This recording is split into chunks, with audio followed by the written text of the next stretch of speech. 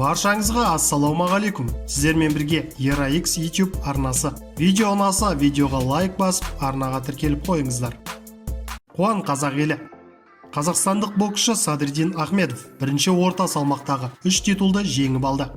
Қазақстандық өзінің титулдық жекпе-жегін Мексиканың Куэрнавака қаласында өткізді. Оның қарсыласы голландиялық Стивен Даньо болды. Жекпе-жек жоспарланған 10 раундқа созылды. Төрешілер шешімімен қазақстандық боксшы жеңіске жетті. Осылайша Садриддин Ахмедов бірден 3 белбеуді жеңіп алды. Кәсіби мансабындағы 12-ші жеңісіне қол жеткізді. Стивен Даньо болса өзінің 4-ші жеңілісіне ұшырады. Қазақстандық боксшы Бейбіт Шүменов WBA регуляр тұжырымы бойынша ауыр салмақтағы әлем чемпионы атағынан айырылды. Шүменов рингке соңғы рет 2018 жылдың шілде айында шыққан еді. Ағымдағы жылдың 29 қаңтарында Бейбіт америкалық Рафаэль Мерфимен Флоридада ақш-та жекпе-жек өткізуі керек еді. Бірақ белгісіз себептермен қазақстандық боксшы жекпе-жектен бас тартты. Бельгиялық Риат Мерхи ауыр салмақта WBA тұрақты әлем чемпионы деп жарияланды. Ол келесі жекпе-жегін кубалық Джуниор Дортиксқа қарсы өткізуі керек.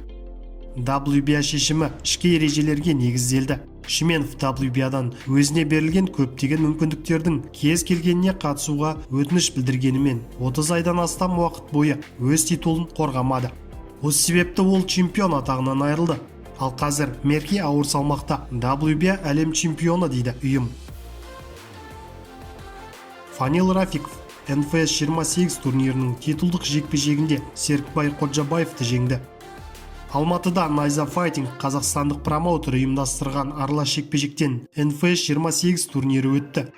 Кештің басты жекпе-жегінде жеңіл салмақта төбелесетін қазақстандықтар Фанил Рафиков және Серікбай Қожабаев кездесті. Титулдық шайқас жоспарланған 5 раундқа созылып, тартысты өтті. Рафиков төрешілер шешімі бойынша жеңіске жетті. Осы жеңістен кейін 27 жастағы павлодарлық спортшы ұйымның 2 дүркін чемпионы болғысы келетінін айтып, белбеу өзінде қалатынына сенім білдірді. Және атшулы батырымыз Қуат Хамитовты жекпе-жекке шақырды. Был облачником, что и чего-то стою, да? И он останется здесь в Алмате и в Павлодаре до той поры, пока я здесь в октагоне буду.